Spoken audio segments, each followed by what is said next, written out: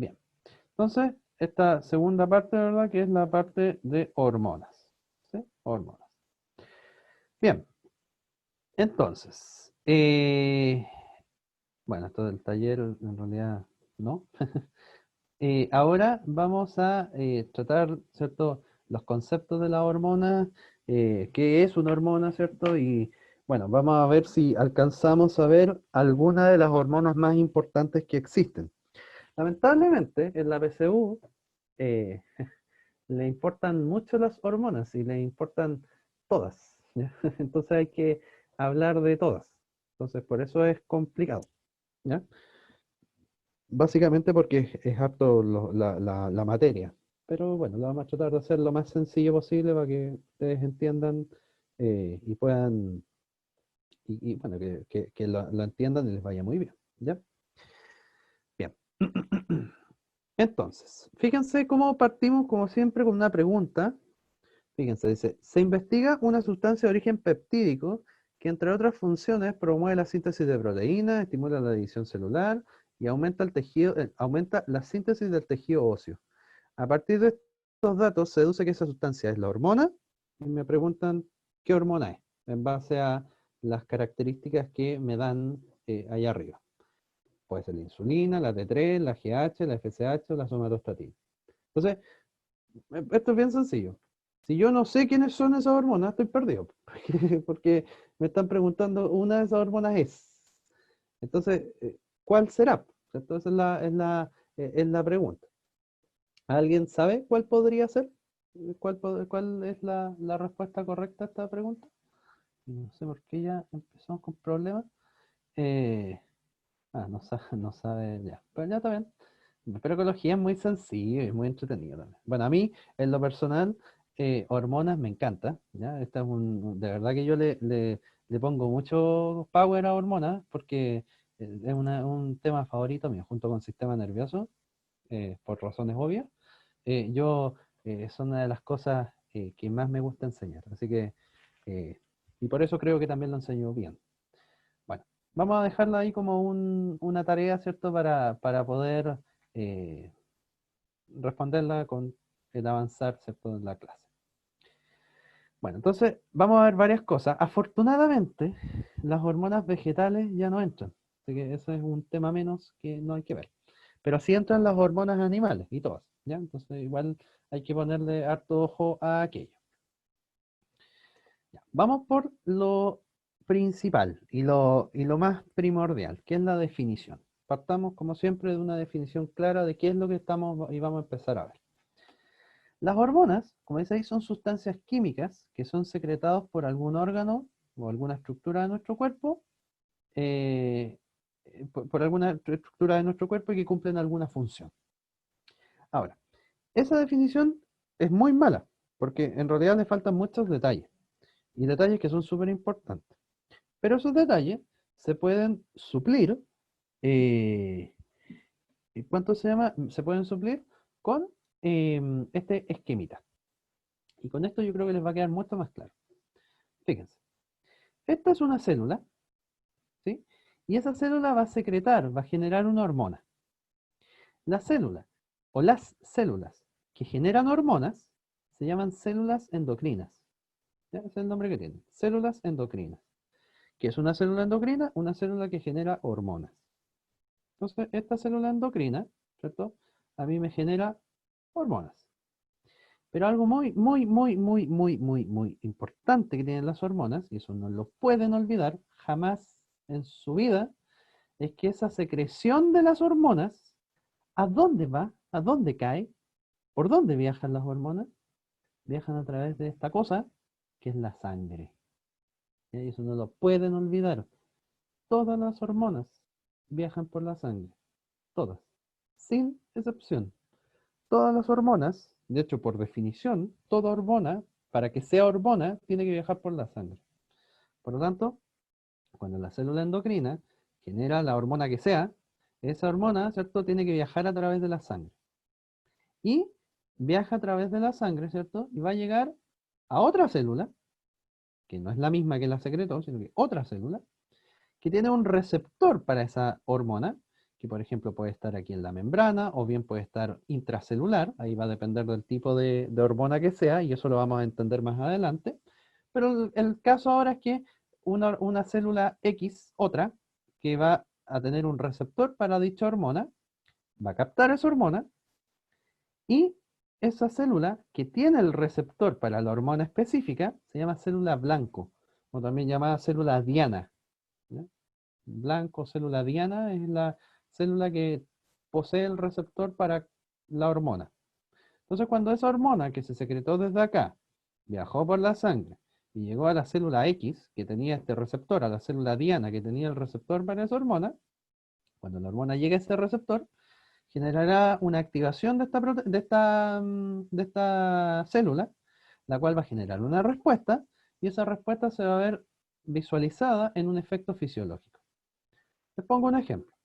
Un ejemplo que a lo mejor ustedes no lo conocen, pero lo vamos a ir conociendo con el tiempo. ¿Ya? De que puede que no lo entiendan, pero y puede que en vez de ejemplo deje mal les copio. Tratemos de entender. Una célula endocrina podría ser o podría estar, por ejemplo, en un lugar del cerebro que se llama hipófisis. Y la hipófisis podría generar una hormona, como por ejemplo la prolactina. Entonces, cuando la hormona, la adenohipófisis en este caso, genera prolactina, la prolactina cae a la sangre y viaja a la sangre y llega a una célula blanco. ¿Cuál es la célula blanco de la prolactina? Las células de la glándula mamaria. Cuando la prolactina llega a las células de la glándula mamaria, activa esas células y les dice, oye, generan leche. ¿Y qué hacen las células de la glándula mamaria? Son obedientes, entienden y generan una respuesta. ¿Y cuál es la respuesta? Generar leche. ¿Se fijan? Esa es la lógica que esto cumple. O sea, la hormona libera una sustancia, o sea, la célula endocrina libera una sustancia, esa sustancia es una hormona, viaja por la sangre, llega a una célula, esa célula recibe esa hormona y entiende que tiene que generar algún cambio, ¿cierto?, en su metabolismo para generar una respuesta y por tanto generar un efecto. Si ustedes se fijan, esto es como los factores de la comunicación del lenguaje. Esta célula endocrina es la que genera el mensaje, o sea, esta es la emisora, ¿cierto? El mensaje, la hormona, ¿cierto? Sería el mensaje. El canal sería la sangre, ¿cierto? El canal que es por donde viaja el mensaje, sería la sangre. Y esta sería la célula receptora, el receptor. Así, en otras palabras, como conversan las células dentro de nuestro cuerpo. Generan hormonas, ¿cierto? De esta manera, en vez de hablar, porque no tienen boca, ¿verdad? Se comunican a través de las hormonas. ¿Ya? Entonces, ya sabemos que las hormonas necesariamente, para que sean hormonas y sean consideradas como tal, tienen que viajar a través de la sangre, y eso no hay que olvidarlo, ¿ya?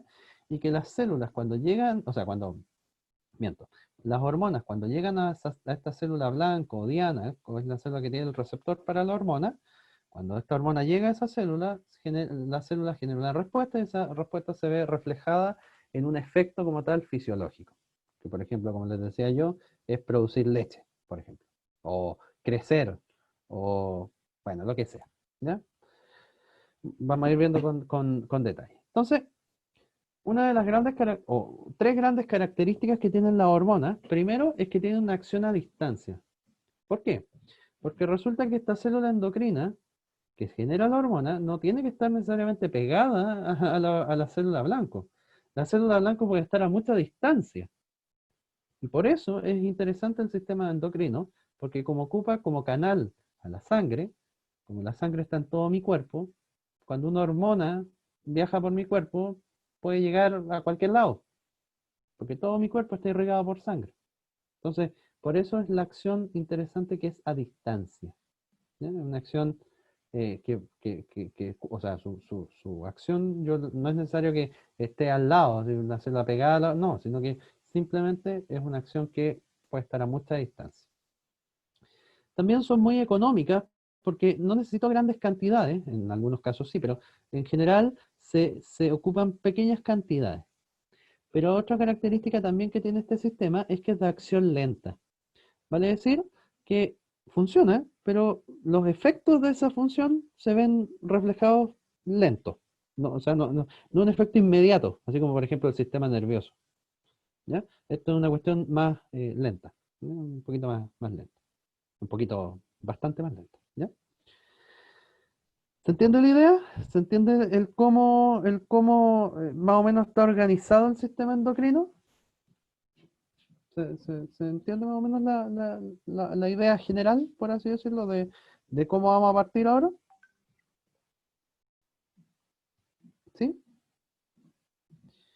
Ok, ok, ok. Bien.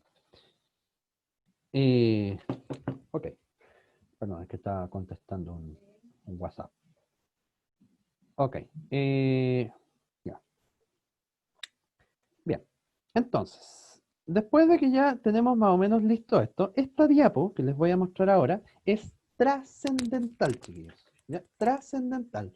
Si ustedes se aprenden esta diapo, así, pero de verdad bien, eh, créanme que la parte de hormonas va a ser mucho más sencillo. O sea, importante es aprenderse esta diapo. Bueno, ¿qué es lo que importa de esta diapo? Que resulta que yo a las hormonas las puedo clasificar. Y las puedo clasificar de muchas maneras, pero la manera más sencilla y la más útil, al menos para mí y para la PSU, ¿cierto? De clasificar a las hormonas es según su composición química, ¿ya? Según su naturaleza química. Y según su naturaleza química, usted puede clasificar a las hormonas en tres grandes grupos. Las hormonas esteroidales, las hormonas peptídicas y las hormonas derivadas de aminoácidos, ¿ya? Hormonas esteroidales, hormonas peptídicas y hormonas derivadas de aminoácidos. Y usted se preguntará, ya, si yo me aprendo esos tres nombres, que en realidad no son tan difíciles, ¿y qué tiene que estos tres nombres me puedan facilitar la comprensión de hormonas? Tiene que ver, porque resulta que si usted cacha esto, casi, casi por arte de magia, obviamente si uno lo estudia, lógico, que las cosas no entran por osmosis, ¿verdad? Al menos los conocimientos, eh, uno puede responder muchas cosas. Y ahora se los voy a comprobar. Vamos a hacerlo en código de colores, ¿ya? Vamos a trabajar en código de colores para poderlo entender. Eh, son como puros procesos anabólicos. No, los esteroides son lípidos.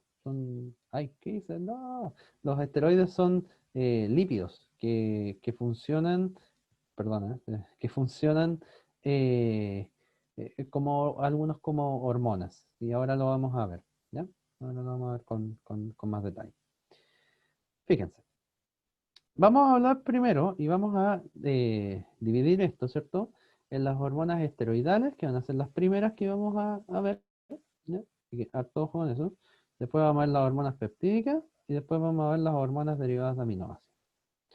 Lo interesante es que yo, simplemente por saber estos nombres, ahora a lo mejor no lo saben, pero al finalizar esto, vamos a poder responder tres grandes preguntas, solo por saber los nombres.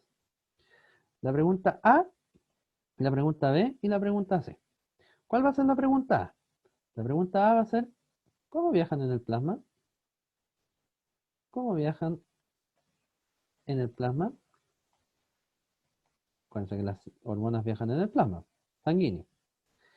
La B, ¿dónde tienen el receptor? ¿Dónde tienen el receptor, el receptor en la célula blanco? ¿En la célula blanco? Tercera pregunta, ¿cuáles son? Esas tres preguntas que son fundamentales, yo las puedo responder solamente sabiendo estos nombres. Y aunque Macarena no me crea, de verdad que se puede, ¿ya? Y se lo voy a comprobar, ¿ya? Para que deje de sufrir con hormonas y hormonas es lo más fácil que hay, ¿ya? Bueno, y todos también, pues, obvio, sí. Para que lo aprendan, ¿cierto? Y en realidad esto es muy sencillo, mucho más de lo que ustedes creen. Ya, comencemos. Comencemos con por el grupo número uno, ¿ya? Eh, Grupo número uno, ¿verdad? Hormonas esteroidales. Bueno, vamos a responder la primera pregunta, ¿vale? ¿Cómo viajan en el plasma las hormonas esteroidales? Ya. Y aquí tenemos que aplicar lo que vimos en ciencias de la salud. ¿sí? Para que se den cuenta que está todo ligado. En ciencias de la salud, yo les dije que la sangre estaba formada por dos grandes partes. La primera gran parte es los elementos figurados y la segunda gran parte es el plasma. Y yo les dije que el plasma sanguíneo, ¿cierto? Era básicamente en un gran porcentaje agua, ¿cierto? Muy bien, ¿cierto? Entonces tenemos que tener ese antecedente claro. El plasma sanguíneo es agua, en alto porcentaje, un 91% de pura agua. Vámonos de nuevo acá. Las hormonas esteroidales se llaman de tres maneras. Hormonas esteroidales, también se les llama hormonas lipídicas, y el tercer nombre que tienen es la de hormonas hidrofóbicas. ¿Ya? Hormonas hidrofóbicas. Tú te preguntarás, ¿y por qué me los tengo que aprender los tres? Porque de verdad que estos tres nombres te ayudan. ¿Ya? Si no es para joderte el rato, ¿sí? De verdad que es para ayudarte. Apréndete esos tres nombres, esteroidales, lipídicas o hidrofóbicas. Y de hecho, este nombre me va a permitir saber y me va a poder responder la primera pregunta. Fíjate, si las hormonas esteroidales lipídicas son hidrofóbicas, ¿qué significa que sean hidrofóbicas? ¿Que les gusta o que no les gusta el agua? Si son hidrofóbicas, ¿que les gusta o que no les gusta el agua? Son hidrofóbicas, que no les gusta, ¿cierto? No les gusta el agua. Son hidrofóbicas, no les gusta, les da fobia al agua. Entonces, si la hormona es hidrofóbica, vale decir, no le gusta el agua, ¿podrá viajar en el plasma sanguíneo así sola? Difícil, ¿cierto? Difícil, porque si no les gusta el agua, es muy difícil que puedan viajar en el plasma sanguíneo solas, ¿cierto? Porque no les gusta el agua. Pero problemas, porque de igual manera tiene que viajar por la sangre para que sea una hormona. Entonces, ¿cómo viaja? Si no, es como, ¿cierto? ¿Cómo? Si la cuestión es hidrofóbica, no le gusta el agua, en la sangre hay agua y la hormona tiene que viajar a través de la sangre, entonces, ¿cómo viaja? Ah, las hormonas que son hidrofóbicas, esteroidales o lipídicas viajan en el plasma sanguíneo acompañadas de una proteína que se llama carrier. ¿Ya? Las proteínas que llevan a las hormonas esteroidales en cuanto se llama en, en la sangre, se llaman proteínas carrier o también llamadas proteínas transportadoras. Algo muy importante es lo siguiente, para que ustedes lo piensen, transportadoras. El carrier es como un botecito, supongamos que ese es el carrier, y sobre ese carrier viaja la hormona. Como la hormona no puede viajar sola, porque el agua le da cosas, ¿cierto? Porque es hidrofóbica, entonces tiene que subirse a algo, que en este caso es este carrier, que la transporta a través de la sangre. ¿Por qué? Porque como esta hormona es hidrofóbica, entonces, ¿cómo viaja en el plasma una hormona hidrofóbica? Viaja a través de un carrier o transportador. ¿Sí? Esa es la manera en la cual viaja esta hormona, a través de un carrier o transportador. Vamos ahora a responder la pregunta B. ¿Dónde tiene el receptor en la célula blanco? Ahora, si nos vamos a nuestra célula, ¿cierto? Una célula normal, ¿cierto? Esa sería la membrana plasmática de una célula. Supongamos que aquí adentro tiene el núcleo, ¿cierto? Nosotros sabemos que la membrana plasmática de una célula, la mayor cosa que lo forma, son fosfolípidos, ¿cierto? Eso es lo que forma en principal o en su mayoría la membrana de una célula, de fosfolípidos. Y esta cosa es un lípido, esteroidales o lipídicas, ¿cierto? Esta cosa también es un lípido. Entonces, ¿qué pasa? Que cuando esta hormona, que es un lípido, se junta con los fosfolípidos, que también son un lípido, son de la misma familia, son compinches, se llevan bien. Entonces, como son de la misma familia, a lo mejor no son los dos fosfolípidos, pero son lípidos igual. Entonces, como se llevan bien, ¿cierto? Como son lípidos, las hormonas que son esteroidales o lipídicas pueden atravesar la membrana sin problema, por difusión simple. pueden traspasar la membrana sin problemas y entrar a la célula y tener el receptor en el núcleo.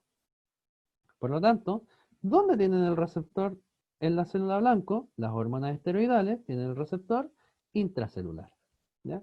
Generalmente a nivel de núcleo. Intracelular, generalmente a nivel de núcleo.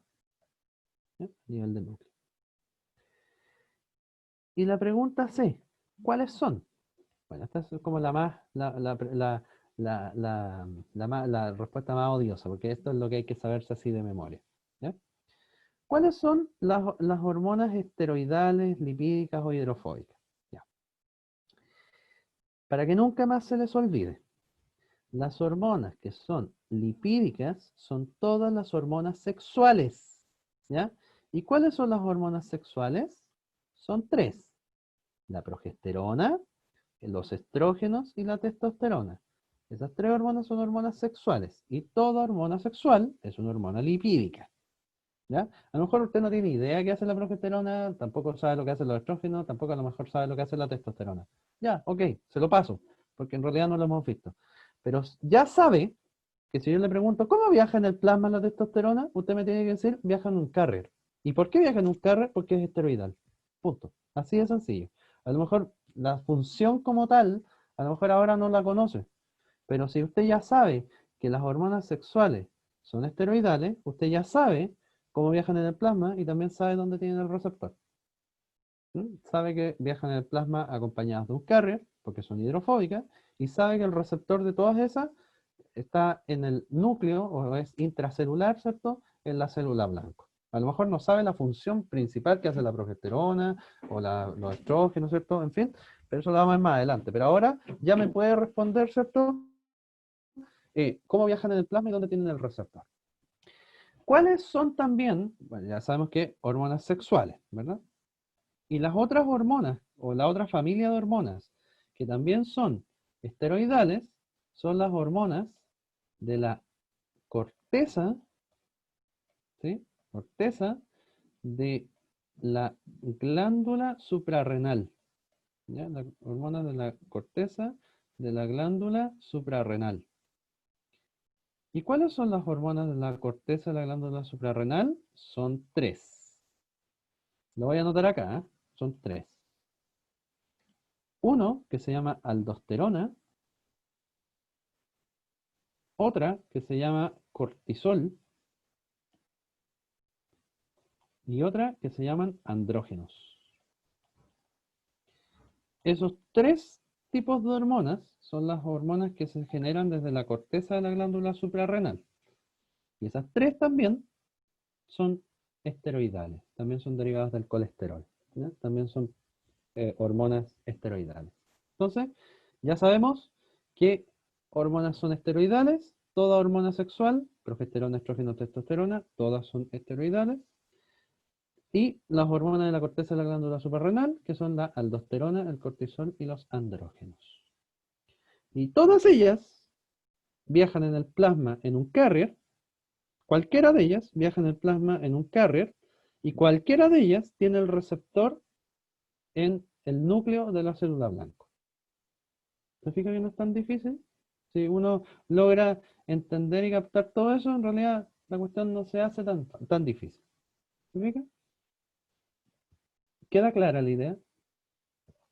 ¿Queda más o menos claro la idea de cómo están organizadas las hormonas esteroidales? ¿Alguna duda específica con respecto a esto? Lo veo al tiro, ¿eh? En este caso, claro, serían 6 hormonas en total, seis esteroidales, ¿ya? En este caso serían seis hormonas esteroidales, que serían la progesterona, los estrógenos, la testosterona, la aldosterona, el cortisol y los andrógenos. A lo mejor usted no sabe lo que hace la aldosterona, a lo mejor usted no sabe lo que hace el cortisol. Ya, bacán, a lo mejor se lo voy a explicar en otro día, pero se lo voy a explicar. Pero ya sabe cómo viaja en el plasma y dónde tiene su receptor. Y ya eso es algo muy importante y un avance bastante importante que uno tiene que tener con respecto a esta materia. Entonces, listas las hormonas esteroidales. Ya las cachamos, ¿cierto? Las tenemos más o menos enteradas y entendidas. Pasamos ahora a las hormonas peptídicas.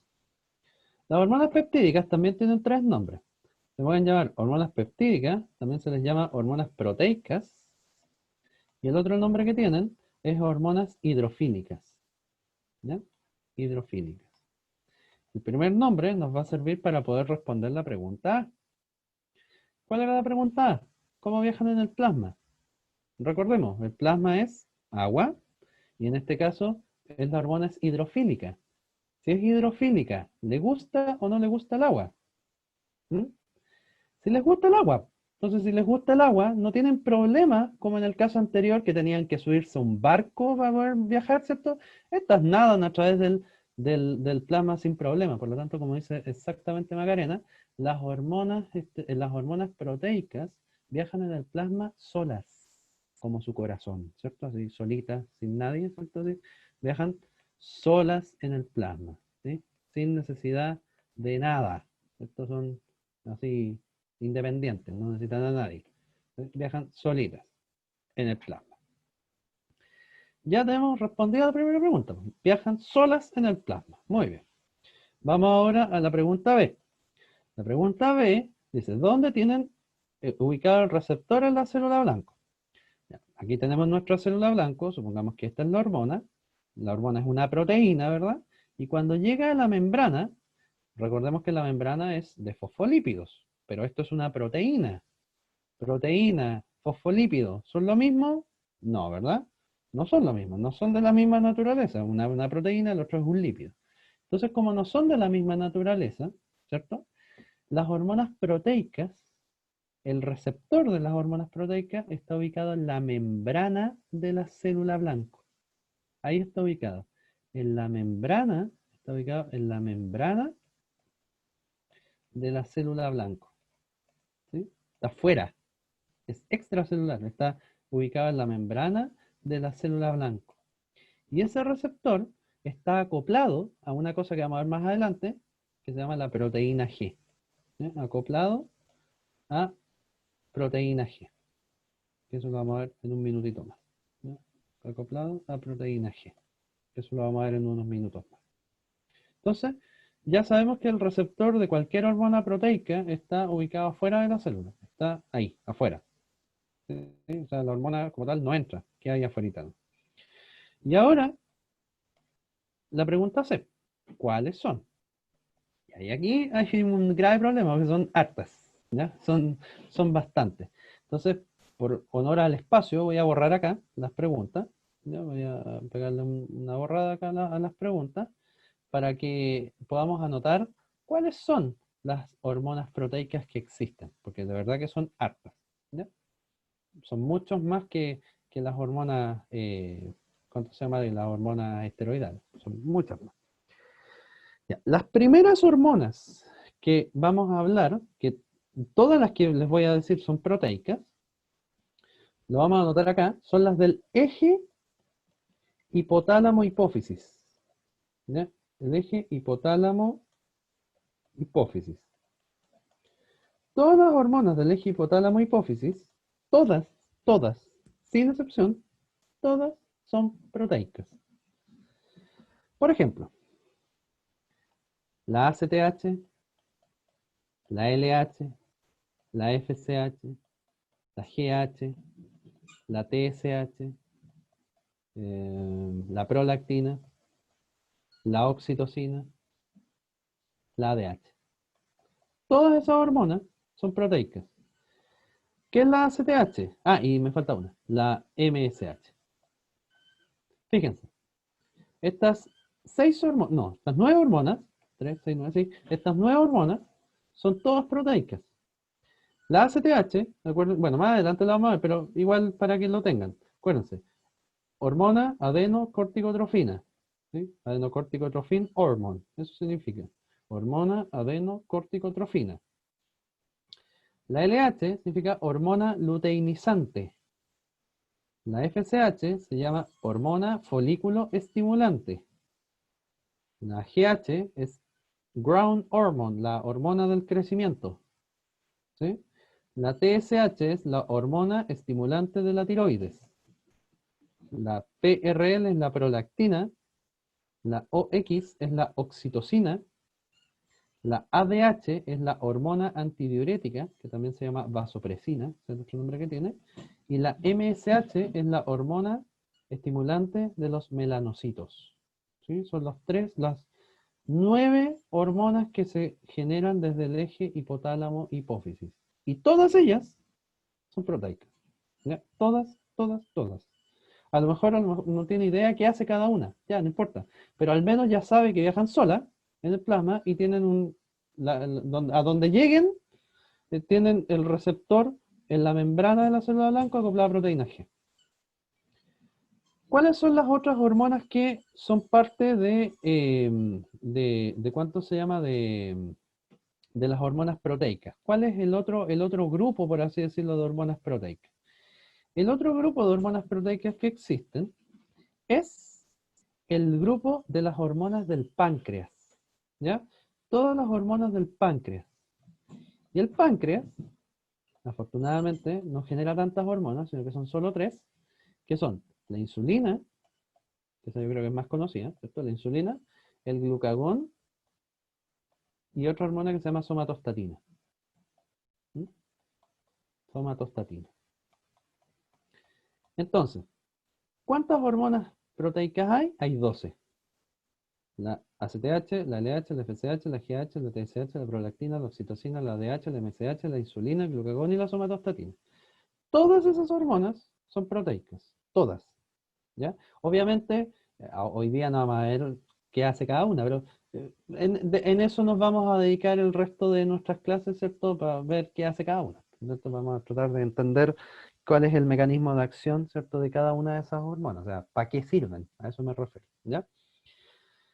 A lo mejor, vuelvo a insistir, a lo mejor no tienen idea qué hace cada una, pero al menos ya saben eh, cómo viajan en el plasma y dónde tienen el receptor. Después veremos qué hace cada uno. Y luego tenemos las hormonas derivadas de... Bueno, queda claro, pero primero que nada queda claro las hormonas proteicas, cuáles son y su estructura, ¿cierto? Su función, ¿sí? ¿Queda clara la idea? Antes de pasar al otro grupo. Ya, bacán. El otro grupo ya, bacán, bacán, son las hormonas derivadas de aminoácidos. Bueno, ustedes saben que los aminoácidos, ¿cierto? Son la unidad funcional de las proteínas, ¿verdad? Acuérdense que las proteínas están formadas por aminoácidos. Por lo tanto, estas hormonas derivadas de aminoácidos son parecidas a las proteicas. Pero resulta que este es como el grupo raro.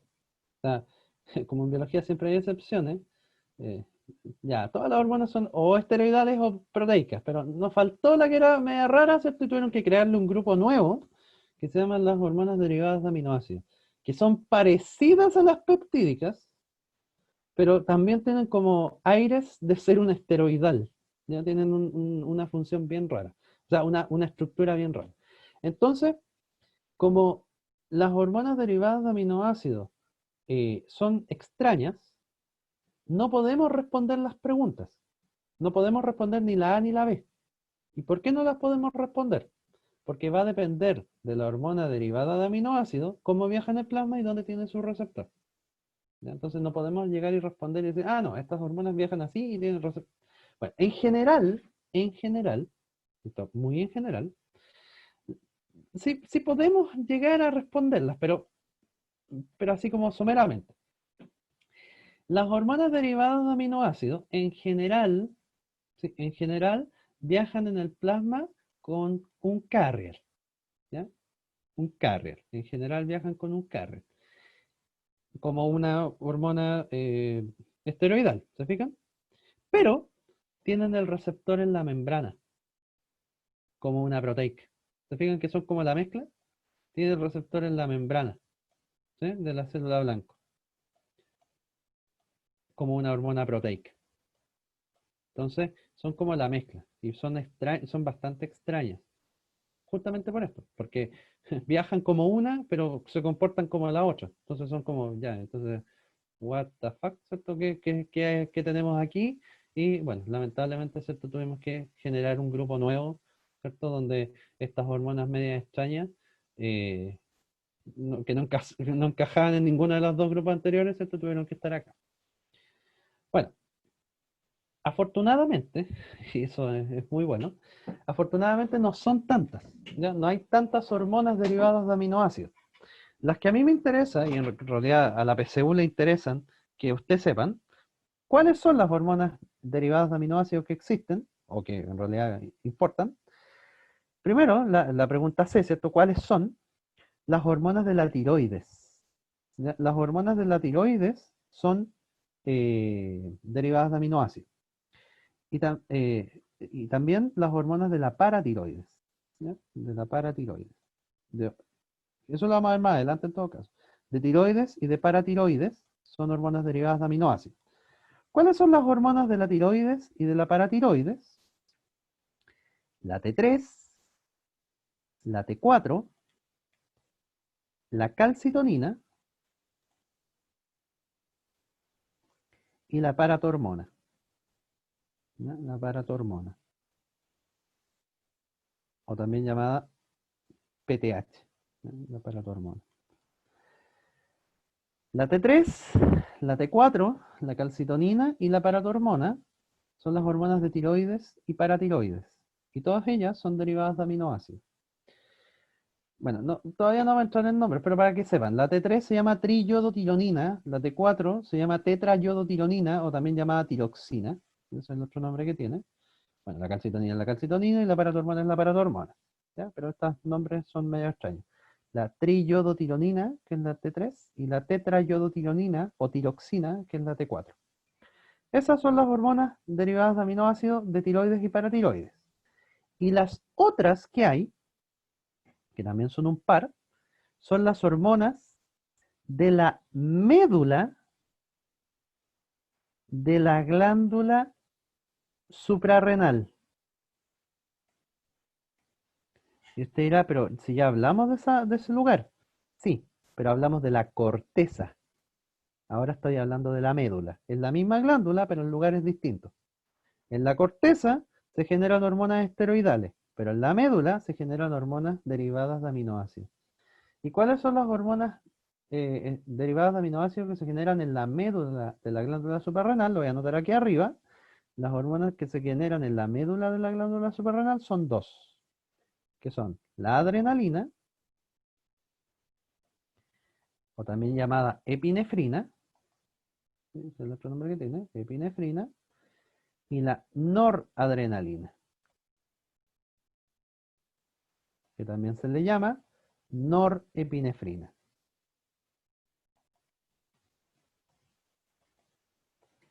Entonces, ¿cuáles son las hormonas derivadas de aminoácidos que existen? La adrenalina y la noradrenalina, que vienen desde la médula de la glándula suprarrenal, y la T3, la T4, la calcitonina y la paratormona, que vienen desde la tiroides y la paratiroides. ¿Cómo viajan en el plasma? En general viajan con un carrier. ¿Dónde tienen el receptor? En la membrana de la célula blanco. ¿Se entiende? ¿Se entiende la idea de cómo está ordenado más o menos este famoso sistemita?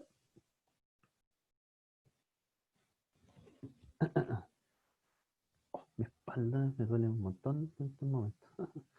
¿Se entiende más o menos, no?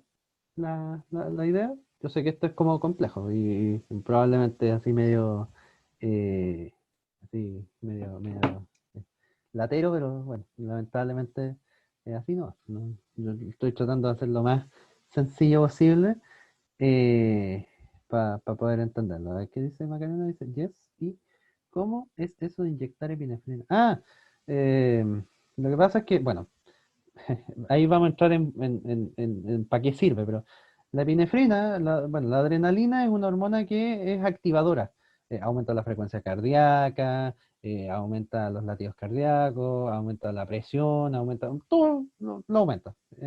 Entonces, cuando ustedes les inyectan adrenalina por alguna cosa, eh, bueno, a ver, de manera natural, a ustedes se les descarga adrenalina, en realidad se les descarga noradrenalina, de manera natural cuando hay situaciones de miedo o de peligro.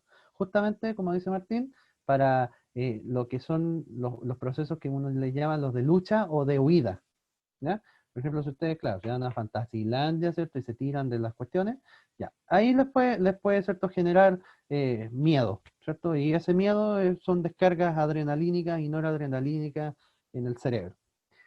Pero, eh, por ejemplo, no sé, pues si hay una persona que se está, no sé, muriendo, por alguna razón, tiene un paro cardíaco, lo que sea, y yo le inyecto adrenalina, así a la vena directo, esa adrenalina puede ayudar, no es que lo vaya a salvar, pero puede ayudar a que justamente como con la función que cumple, que es aumentar todos los procesos del cuerpo, justamente puede hacer eso, puede ayudar, ¿cierto? A volver a hacer latir el corazón y cosas por el estilo. ¿Se fija? Y eso ayudar a que la persona no se muera.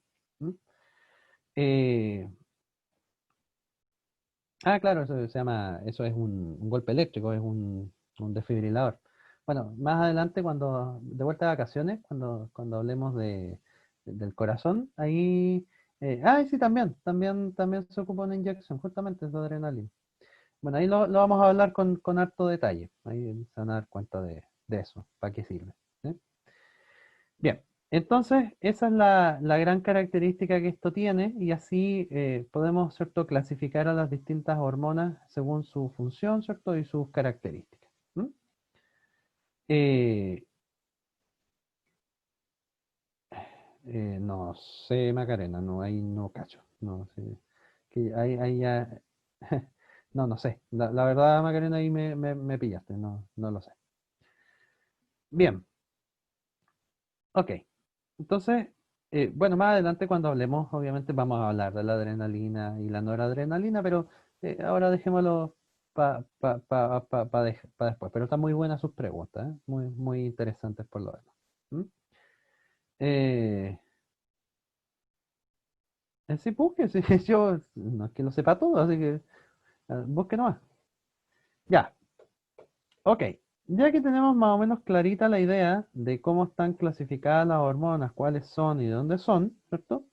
De dónde vengo y a dónde voy, ¿cierto? Ya que estoy más o menos claro para cuál es el camino que nos sigue. Ahora vamos a entrar en materia ya un poco más en detalle. Bueno, primero que nada vamos a ver las funciones que tienen las hormonas. Y resulta que las hormonas cumplen una variedad de funciones que ustedes pero ni se imaginan. Yo aquí les voy a mostrar algunas, pero no son las únicas, ¿ya? Cumplen muchas más, pero para que vean la importancia que estas tienen, ¿ya? Fíjense. Por ejemplo, las hormonas están metidas en la regulación de los procesos de la reproducción. Que usted pueda dar origen a otro organismo vivo, ¿sí? Es gracias a hormonas. ¿Ya? Que usted en este momento esté vivo y sin grandes problemas, ¿verdad? También es gracias a las hormonas. ¿Ya? O sea, hay un montón de procesos que se regulan bajo la acción hormonal. Por ejemplo, regulan el uso y el almacenamiento de la energía. O sea, van a regular desde las fuentes de energía cuándo esas fuentes se van a ocupar y cuándo no. Por ejemplo, no sé, pues si yo estoy corriendo, estoy andando en bicicleta, ya las fuentes de energía tienen que estar dándole energía a las células para que funcionen. Pero si, por ejemplo, yo estoy acostado, estoy echado, estoy durmiendo, no, pues. Entonces, eh, se va a esa regulación de cuándo hay energía y cuándo no, también hay control ahí por parte de las hormonas. Regulan la actividad de infinidades de órganos y sistemas. Por darles un ejemplo, la formación de la orina, del pipí, ¿cierto? Está controlado por hormonas. Y hay una hormona muy importante justamente en la formación de la orina, que vamos a ver más adelante. Por ejemplo, el controlar los niveles sanguíneos de iones como el sodio, el potasio, el cloro, de glucosa, ¿cierto? Hay hormonas que se encargan justamente de controlar cuánta cantidad de glucosa, cuánta cantidad de calcio, cuánta cantidad de sodio, cuánta cantidad de agua, cuánta cantidad de cosas hay en la sangre, que no haya ni mucho ni muy poco. Todo se mantenga más o menos en un nivel equilibrado, ¿sí? Que no se dispare ni para mucho ni para poco. ¿cierto? Y todo ese control, toda esa regulación también es a nivel hormonal. Por ejemplo, hay hormonas que se encargan del crecimiento, que usted haya crecido en tamaño, a lo mejor algunos más que otros, ¿cierto? Pero que haya crecido, ¿cierto? Ya no mide lo mismo, que usted podrá ser bajo, pero no mide lo mismo que cuando era una guagua, ¿cierto? De igual manera creció. Bueno, ese crecimiento también está ligado a hormonas y a una en específico, que es la hormona del crecimiento, que ya vamos a hablar de ella. Y por ejemplo, también hay desarrollo de los caracteres sexuales. Que usted se haya desarrollado como hombre o como mujer con sus características sexuales que cada sexo tiene, ¿cierto? Que a los hombres se les haya engrosado la voz, que hayan aumentado su masa muscular, que a las mujeres les haya aumentado, ¿cierto? Su tamaño de los senos, en fin. Bueno, todas esas características sexuales, ¿cierto? Eh, eh, son también ligadas por hormonas. Entonces hay muchas características y muchas cosas, ¿cierto?, que controlan las hormonas. Entonces, de ahí viene el punto que si por alguna razón las hormonas se vuelven locas, queda la escoba. ¿Sí? Así de sencillo. Si las hormonas por alguna razón se desregulan, y se empiezan a mandar, entre comillas, sola y se desregula su funcionamiento, queda pero la escoba. Así, pero en realidad queda más que la escoba. Es una palabra fea, pero no vamos a entrar en, no lo vamos a decir, pero queda la escoba, ya así mal. Entonces, por eso es tan importante, ¿cierto?, la regulación de las hormonas. Si están metidos en tantos eh, procesos, ¿cierto? No pueden no estar reguladas, ¿cierto? No se pueden, me refiero a que no se pueden mandar solas. Digo, ya, ahora secreto. No, ahora no. No, sino que tienen que estar muy, muy, muy reguladas justamente para que nos quede la escoba. Porque si no, ya saben, ¿cierto? Queda la escoba y media. ¿Sí? ¿Queda claro más o menos la idea de este grafiquillo? De este, no sé cómo decir, este esquema que les estoy mostrando. Más o menos los niveles, ¿cierto? O sea, los controles hormonales, ¿verdad? Que son súper importantes dentro de nuestro cuerpo. ¿Sí? Y eso no lo tienen que olvidar. Queda más o menos claro, ¿no? En realidad esto no es tan complejo, pero es importante que lo maneje. Ya, muy bien. Ahora, yo les dije que las hormonas tenían dos maneras de funcionar. El mecanismo de acción. ¿Cuál es el mecanismo de acción de las hormonas? Va a depender de su naturaleza química, ¿verdad? Donde vamos a encontrar hormonas que son, bueno, aquí yo les muestro los dos principales, pues, las hormonas que son proteicas, ¿verdad? Y las hormonas que son esteroidales, porque son los dos grandes mecanismos de acción. Pues las hormonas derivadas de aminoácidos, ¿cierto?, que eran las raras, en realidad no, eh, como que no, no se toman mucho en cuenta. Pero ya sabiendo estos dos grandes mecanismos, ¿verdad? Yo ya estoy con eh, un pie al otro lado. ¿Sí? Mira, fíjense por favor y vamos a partir por las hormonas esteroidales, ¿ya? Bueno, esto que ustedes están viendo es una célula blanco. ¿Sí? Hasta aquí llega la hormona que yo secreté. En este caso es una hormona esteroidal o lipídica o hidrofóbica. Y nosotros sabemos que por la sangre, ¿cierto? Las hormonas hidrofóbicas viajan con una proteína transportadora, con un carrier, ¿verdad? Por eso dice ahí proteína transportadora y esa cosa como celeste, ¿cierto? Es la hormona esteroidal, que podría ser la testosterona, la progesterona, el cortisol, cualquier cosa, ¿cierto? Que es esteroide. Como ustedes ya saben, cuando esta hormona esteroidal, que viaja con su proteína transportadora, llega a la membrana de la célula blanco, puede pasar sin problemas, porque como la membrana es de fosfolípidos, la cuestión esta puede pasar. Como también es un lípido, ¿verdad? Puede pasar de un lado para otro sin problema. Cuando la hormona esteroidal pasa al medio intracelular, vale decir al citoplasma, ¿cierto? Bueno, se queda dentro de la célula está el citoplasma también tiene agua, y mucha. El citoplasma no es duro, no es una piedra, sino que el citoplasma también es acuoso. Acuérdense que tenía esa consistencia como de gel, ¿cierto? Como la de gel para el pelo. Entonces, como adentro también hay agua, las hormonas tampoco pueden andar solas dentro de la célula. Entonces, se acopla a otra proteína, que en este caso es el receptor intracelular, y finalmente, con ese receptor intracelular, se puede mover dentro de la célula y llegar hasta el núcleo. Y llegar hasta el núcleo específicamente a nivel del ADN, para generar efectivamente las respuestas. ¿Ya? La respuesta que yo quiero que mi célula haga. ¿Sí? Entonces, las hormonas esteroidales viajan en la sangre con una proteína carrier, pueden traspasar la membrana sin problema. Una vez que están dentro de la célula, se acoplan a su receptor que es intracelular, la cual, ¿cierto? Activa, ¿cierto? La transcripción de genes ya dentro del núcleo, ¿cierto? La lleva directamente a núcleo, donde activa todos los procesos genéricos que generan finalmente, eh, ¿cuánto se llama? Nuevas, un efecto fisiológico, ¿cierto? Nuevas proteínas y finalmente un efecto fisiológico. Eso es la función de una hormona esteroidal. Así funciona, ¿ya? Así funciona. Pero, bueno, la idea de Macarena es buena, pero ahora yo te voy a mostrar un mecanismo que es más lento todavía. ¿Ya? Fíjense. Ahora yo te voy a mostrar las hormonas proteicas, que son un poquito más complicadas. ¿Ya? Esta no vamos a hacer que no existe, sino que quiero que se fijen aquí nomás. ¿Ya? Las hormonas proteicas, que en este caso están representadas por esta cosa verde, yo les dije que viajaban en el plasma solas, pero tenían el receptor en la membrana. Y en este caso esa cosa como Y, ¿verdad? Que está ahí, es el receptor. Y yo les dije que los receptores estaban acoplados a una proteína que se llama la proteína G. Adivinen, el próximo año, en el ramito de biología celular y molecular, les voy a mostrar con mucho detalle, bueno, si es que los están, ¿cierto? Les voy a mostrar con mucho detalle cómo funciona la proteína G y cuál es la característica y qué es lo que hace y a qué enzima activa y cómo genera el segundo mensajero, bla, bla, bla, bla, bla.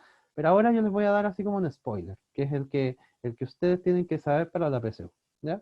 No vamos a entrar tanto en detalle, pero al menos más o menos para que tengan una idea. Cuando la hormona proteica llega a su receptor, pasa algo bien interesante, que es medio raro, pero importante que ustedes lo tengan ahí como en consideración. Fíjense que la hormona proteica nunca entra. ¿Se fijan, no? La hormona queda afuera. Entonces, si queda en el receptor, no entra, no entra. Entonces, ¿cómo diablo la célula sabe que la información, por así decirlo, que venía proveniente de esta hormona, eh, llegó, po? ¿Y qué información es la que trae? ¿Cómo la célula finalmente sabe si la cuestión nunca entró? Bueno, justamente porque tiene este receptor. Y este es el receptor que va a generar justamente toda esta cascada de señales hasta finalmente llegar al núcleo.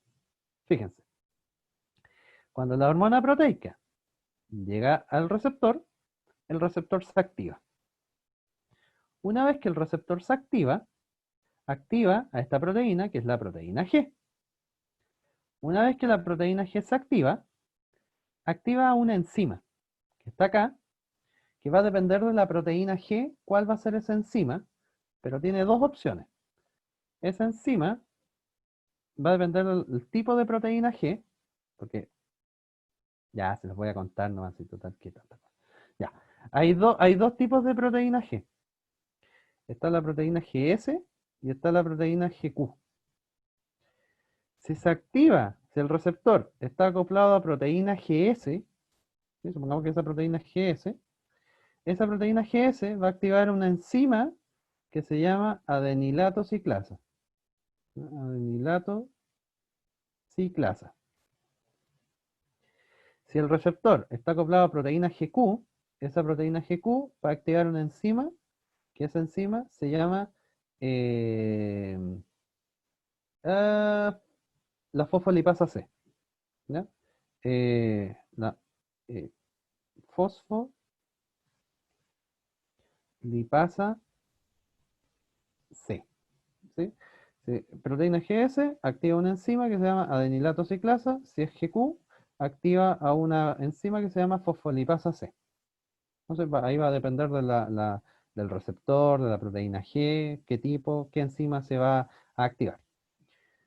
Ya.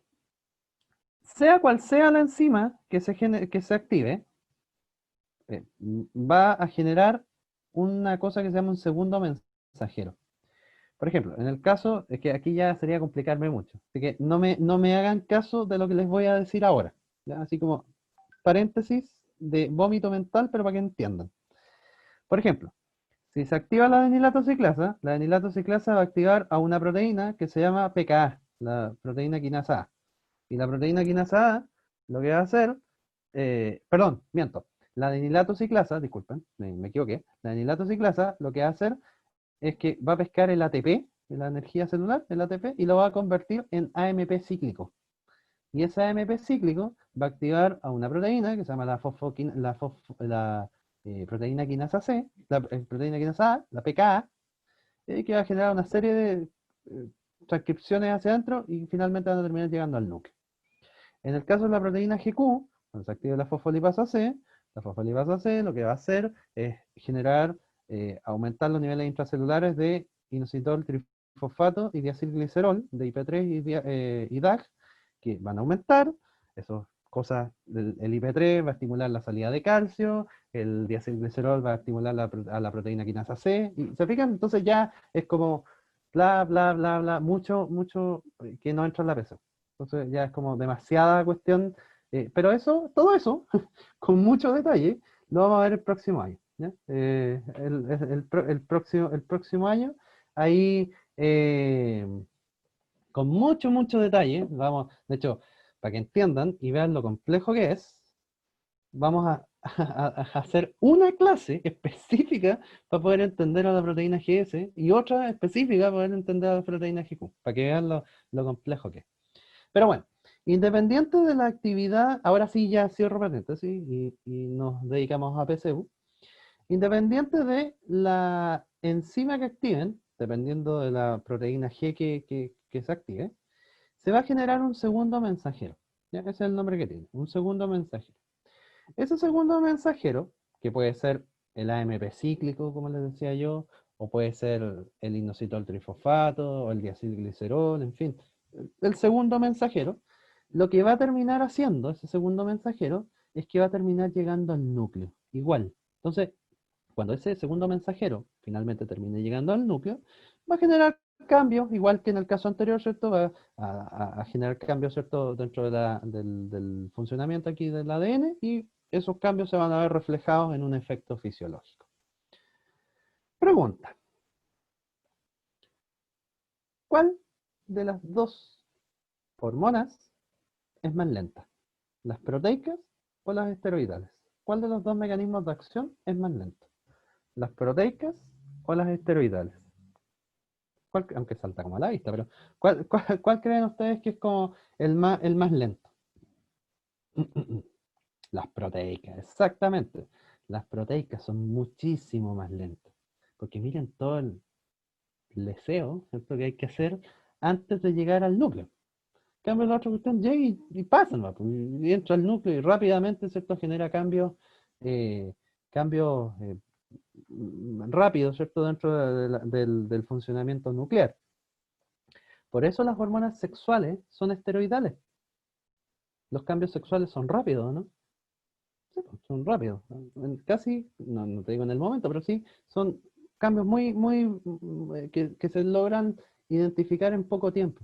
Por ejemplo, los cambios hormonales de las mujeres, ¿cierto? Son al momento específico. Pero, por ejemplo, las hormonas proteicas tienen un funcionamiento mucho más lento. Un ejemplo de una hormona proteica, la GH, la hormona del crecimiento. ¿Usted crece de un día para otro? No. Entonces, usted se demora años en crecer. Y por eso ahí se entiende que el mecanismo, ¿cierto?, es muchísimo más lento, eh, justamente por los procesos en los cuales están involucradas estas cosas. ¿Se fijan o no? Ahora, yo les hago la siguiente pregunta, para que reflexionemos un poquito de lo que estamos conversando.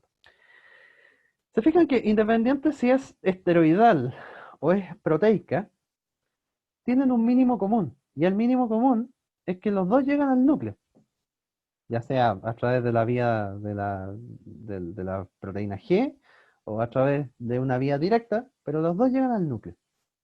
Mi pregunta es lo siguiente, ¿por qué tienen que llegar al núcleo?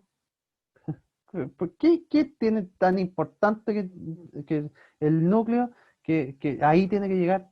¿Por qué no sea, por qué no puede llegar un ribosoma o una mitocondria o al retículo? No, sino que tiene que llegar al núcleo. ¿Cuál es lo interesante, por así decirlo? Porque adentro del núcleo, como ustedes muy bien dicen, exacto, pues adentro está el ADN. ¿Y qué pasa? Que resulta que en el ADN es el centro de control de la célula. Si usted quiere que la célula haga algo, usted le tiene que decir al ADN de esa célula que haga algo, porque este es el jefe. De aquí salen las órdenes para el resto de la célula. ¿Se fijan? Entonces, eh, cuando usted llega con información al núcleo, usted genera un cambio a nivel nuclear del funcionamiento, ¿verdad? Del núcleo, y ese funcionamiento del núcleo, ¿verdad? Se genera, ¿cierto? Y se puede ver en un efecto como tal fisiológico. Así que claramente, claro, el núcleo, el ADN, ¿cierto? Generará la transcripción, ¿cierto? Que va a generar a este ARN mensajero, claro, y que finalmente eso se va a terminar transformando en proteínas nuevas, ¿no? Entonces, por eso tiene que llegar al núcleo, porque este es el centro de control de la célula. Si yo quiero que la célula haga algo, no me sirve decirle al Golgi, decirle, oye, quiero que haga la célula algo, porque el Golgi no tiene injerencia sobre la célula como tal. El único lugar de la célula que controla a toda la célula es el núcleo. Y si yo quiero que la célula haga algo, entonces yo tengo que llegar a hablar con el núcleo. ¿Me explico? Entonces, por eso las hormonas, ya sea de forma proteica o de forma esteroidal, ¿cierto? De igual manera tienen como destino llegar al núcleo.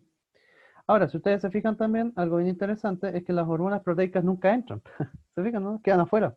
Lo que finalmente llega al núcleo no es la hormona, sino que es el segundo mensajero. ¿Ya? Eso es lo que finalmente llega al núcleo y genera ciertos los cambios a nivel del ADN. Eh, pero la hormona nunca entra. O sea, si yo soy una hormona proteica, yo jamás, nunca he visto cómo es una célula por dentro porque jamás, nunca he entrado. Siempre me quedo afuera. ¿Ya? Es en realidad el segundo mensajero el que logra llegar finalmente al núcleo y generar todos los cambios a nivel del ADN. ¿Ya?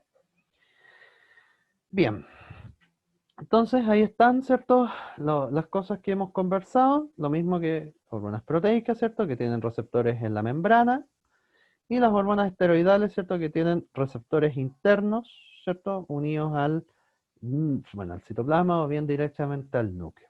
Ahí están los dos tipos de eh, mecanismos de acción, ¿cierto? De las hormonas. Ya, pregunta. Dice, las hormonas son sustancias químicas, las cuales pueden ser de origen proteico, lipídico o ser combinaciones como las glucoproteínas. Al ser lipídicas, atraviesan fácilmente la membrana plasmática, pero si son proteicas necesitan un receptor en la membrana plasmática de la célula blanco. Para el caso de la testosterona, cuyo precursor es el colesterol, ¿qué mecanismo utilizaría para generar un efecto fisiológico en la célula blanco? ¿Cuál es la respuesta? ¿Cuál es la respuesta? Veamos. Exactamente, don Martín. Exactamente. ¿Por qué? Porque la testosterona es una hormona sexual y las hormonas sexuales son lipídicas. Y si son lipídicas pueden atravesar la membrana producto de su composición química. Muy bien, efectivamente la respuesta es la A. Así que está muy bien. Entendió lo que les quise comentar tanto rato, ¿verdad? ¿Se fijan que no es tan difícil? Bien, que es lloradera, ¿no? ¿Se fijan? Ya. Otra cosa importante que tenemos que conversar el día de hoy, eh, ah, antes de, dice, a continuación se muestra un diagrama del mecanismo de acción de una hormona. Fíjense, tenemos una hormona y esa hormona como que llega a algo que está ahí en la membrana, ¿verdad? Finalmente se ocurre una cascada de fosforilaciones hasta finalmente llegar al núcleo. Entonces, a partir del diagrama es correcto inferir ¿qué? ¿Cuál será la respuesta correcta? Si no me equivoco, esta pregunta parece que tenía un error en su alternativa. Si no me equivoco, no me acuerdo. Pero, ¿cuál podrá ser la alternativa correcta de esta pregunta?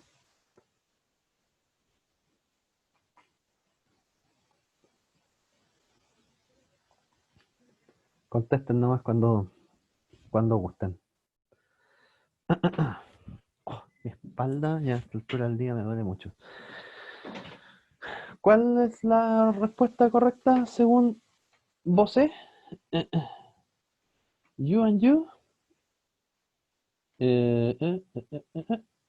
Déjenme un minutito.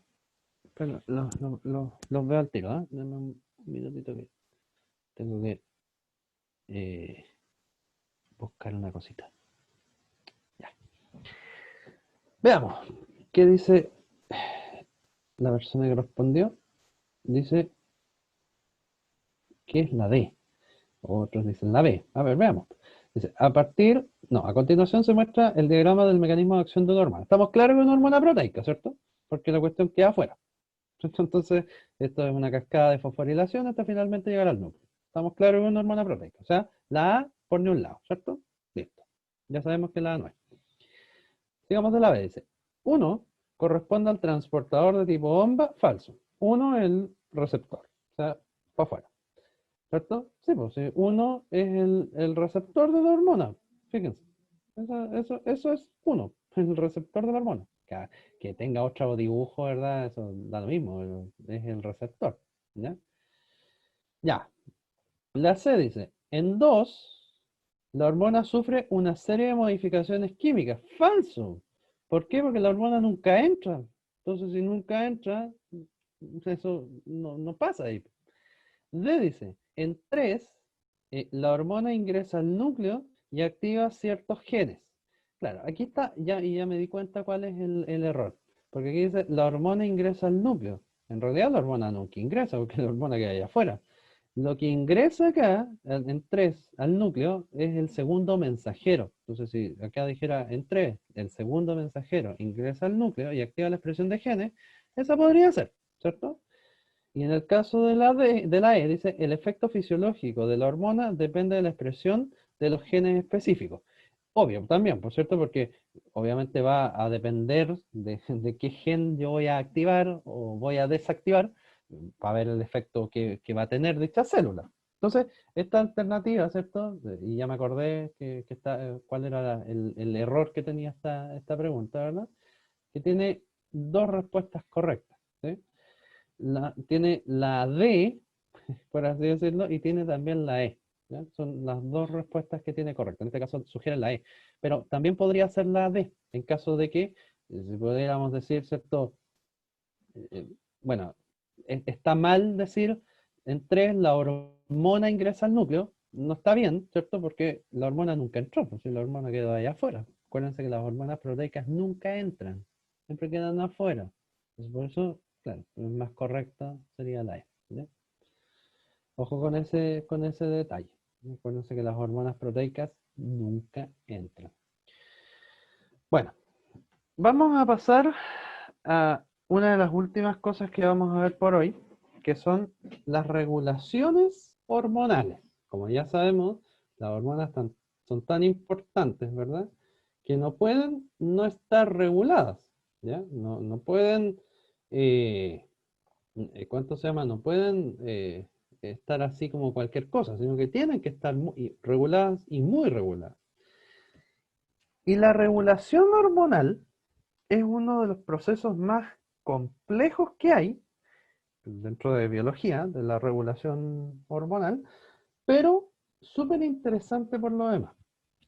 Los mecanismos de regulación hormonal se llaman mecanismos de feedback, ¿ya? De feedback, o también llamados mecanismos de retroalimentación, ¿ya? Mecanismos de retroalimentación o feedback. ¿Qué son estos mecanismos de feedback o retroalimentación? Son las formas en las cuales se regula la secreción de hormonas. Y existen dos tipos de feedbacks. El feedback negativo y el otro que se llama feedback positivo, que ya lo vamos a ver. El primero se llama feedback negativo. ¿Cuál es el feedback negativo? Por ejemplo, si por ABC motivo aumenta la cantidad de la hormona que se está secretando, el feedback negativo disminuye su producción. O sea, se aumenta mucho la cantidad de la producción de la hormona, por feedback negativo se dice ya, no se secreta más. Entonces disminuye su producción. O lo contrario, si disminuye mucho el nivel de una hormona, por feedback negativo, se estimula su producción. Entonces, si ustedes se fijan en lo contrario, se aumenta mucho, se disminuye su producción. Si disminuye mucho, se activa su producción. Eso se llama feedback negativo. ¿Ya? Cuando hay mucha de la hormona, se inhibe su producción, se acaba, se corta su producción. Ahora, si hay mucho de una hormona, perdón, si hay muy poco, perdón, de una hormona, se estimula su producción. Justamente para mantener un nivel más o menos estable y que no hayan ni bajones ni subidas muy bruscas en los niveles de la hormona. De esa manera, lo que yo puedo tratar de hacer, cuando yo mantengo estos feedback negativos funcionando y funcionando bien, obviamente, lo que yo logro es mantener los niveles plasmáticos de las hormonas más o menos constantes. Vale decir que no varían tanto. No se peguen ni pic ni bajadas así estrepitosas. Por lo tanto, como lo mantengo constante, como lo mantengo en equilibrio, yo mantengo un concepto súper importante que es el concepto de homeostasis. ¿Qué es la homeostasis? La homeostasis es el equilibrio. O sea, que yo mantenga un equilibrio que es dinámico. ¿Sí? Un equilibrio dinámico de mi sistema.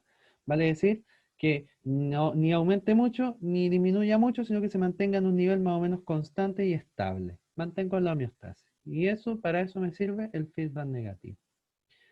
La gran mayoría de las hormonas se controlan por feedback negativo. La gran mayoría de las hormonas se controlan por feedback negativo. Pero hay algunas que tienen la excepción y se controlan por feedback positivo.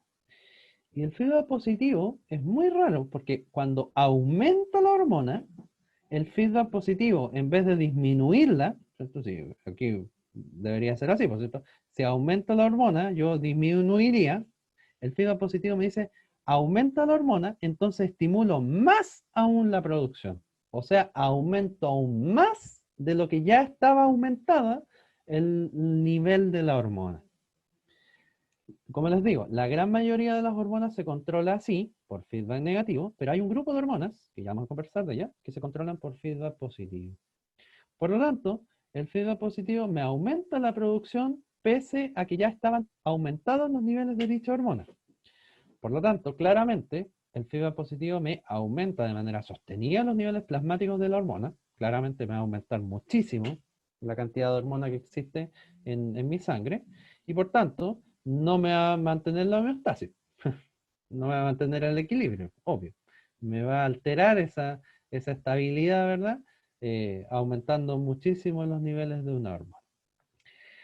Esto va a sonar medio machista, pero bueno, lamentablemente la naturaleza es así.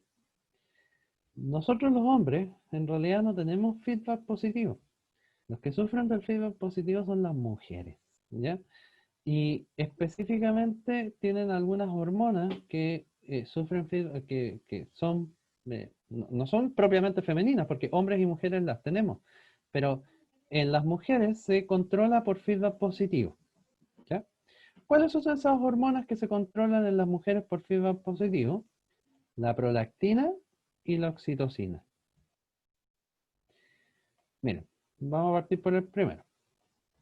La prolactina, bueno, todavía no la hemos visto, pero más adelante la vamos a ver. La prolactina es la hormona que estimula la secreción de leche, o sea que en la glándula mamaria de la mujer se produzca leche. Cuando usted sea madre, si alguna vez lo quiere hacer, ¿cierto? Le tiene que dar papa a la guagua. La guagua tiene que comer algo, y ese algo es su leche, ¿cierto? Su leche materna. Entonces, usted tiene que producir leche. ¿Y quién le estimula la producción de leche? La prolactina. Entonces, cuando la guagua absorbe, cuando succiona, ¿cierto? El pezón, ¿cierto? De la mamá, esa succión estimula la producción de prolactina. Entonces, como estimula la producción de prolactina, aumenta los niveles de la hormona, pero ese aumento de los niveles de la hormona, por feedback positivo, hacen que se aumenten aún más dichos niveles de prolactina. Y de esa manera, usted puede generar aún más leche. ¿Se fijan, no? Entonces, puede generar aún más leche. Y de esa manera, ¿cierto?, aumentar la producción. Claramente, esto pasa solamente en el embarazo, porque en el momento en el cual usted no está embarazada o no ha sido madre, su prolactina no está alta, ni tampoco se controla por feedback positivo, porque usted no está generando leche siempre, sino que es en el momento en el cual usted está, ¿cierto?, a punto de parir, ¿verdad? Y los primeros meses ya de vida de la guagua, ¿cierto? Y después ya vuelve a la normalidad, pues, la prolactina deja de producirse y usted ya no genera más leche hasta que tenga otro hijo. Entonces es la gracia de esto. Eh, a ver, generar cosas malas, o sea, si se ve más en mujeres y en sí la mujer ya sufre no, en realidad es que este proceso está pensado, por así decirlo, muy bien. Por lo tanto, no, que yo sepa, la verdad no, ¿ya? Eh, es que, miren, una mujer, es que de hecho sí, pues miren, sí, de hecho, más allá de una mujer, si yo, por ejemplo, a ti, Martín, te pesco y te inyecto prolactina, tú vas a empezar a producir leche y eres hombre. ¿Y por qué? Porque resulta que tú también tienes glándula mamaria y también tienes prolactina en muy bajo nivel. Pero si yo te inyecto prolactina, vas a empezar a producir leche, porque tú tienes el mecanismo cómo producirlo, porque tienes glándula mamaria. Ahora no la tienes desarrollada, y claro, porque claro, a las mujeres se les desarrolla más. Pero si yo puedo inducirte tu producción, ¿cuánto se llama tu desarrollo de glándula mamaria? Por supuesto que sí, sí se puede. ¿Te fijas? Entonces si yo a ti, Martín, o a Emilio, o quien sea, le inyecto prolactina, va a empezar a producir leche, igual que una mujer. ¿Te fijas, no? Sí, sí, es así de sencillo todo esto. ¿Ya? Bien, pero como les decía yo, eh, eh, el hecho, ¿cierto?, el feedback positivo de la prolactina se da de manera natural, obviamente, durante el embarazo y los primeros meses, ¿cierto?, que le dan papa a la guagua. Y sería, después ya la prolactina vuelve a los niveles normales, ¿verdad? Y ya no produce más leche. Entonces eso es momentáneo. Pero el que es muy constante para las mujeres es la oxitocina. La oxitocina, que si bien es cierto la vamos a ver más adelante, la oxitocina hace dos cosas. Estimula la contracción de los músculos del útero, generando las contracciones, ¿sí? Las contracciones. Por ejemplo, cuando usted esté pariendo a su hijo, ¿cierto? Las contracciones del trabajo de parto son gracias a la oxitocina.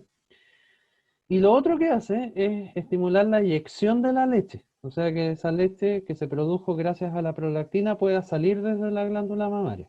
¿Ya? Eso también estimula la oxitocina, la eyección de la leche. ¿Ya? Entonces, ¿por qué les digo yo que en el caso de las mujeres la oxitocina es más constante y común de ver el feedback positivo? Porque la oxitocina funciona en ustedes también cada vez que les llega la regla. Cuando a ustedes les llega la regla, ¿cierto? Les llega su periodo menstrual, eh, lo que sucede en su endometrio, ¿verdad? Es que su endometrio se cae, por algo sangran, ¿verdad? Entonces, cuando su endometrio se cae, ¿quién lo hace caer? ¿O se cae solo? No, lo que lo hace caer es las contracciones del útero. Y esas son las que duelen. ¿Quién hace esas contracciones? La oxitocina. Entonces, cada vez que a ustedes les llega a cierto su periodo menstrual, se les generan contracciones, justamente en este caso va a botar el endometrio, y esas contracciones están mediadas por la oxitocina.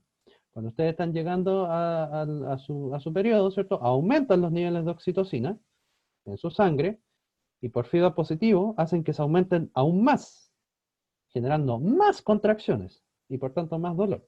¿Se fijan? Y generan la salida, ¿verdad?, del endometrio, que es lo que uno conoce como la menstruación o la regla. ¿Sí? Lamentable, pero así está pensado, ¿cierto?, el cuerpo humano, ¿no? En hombres y en mujeres. Así que Eso con respecto a los feedback y los controles. ¿Ya?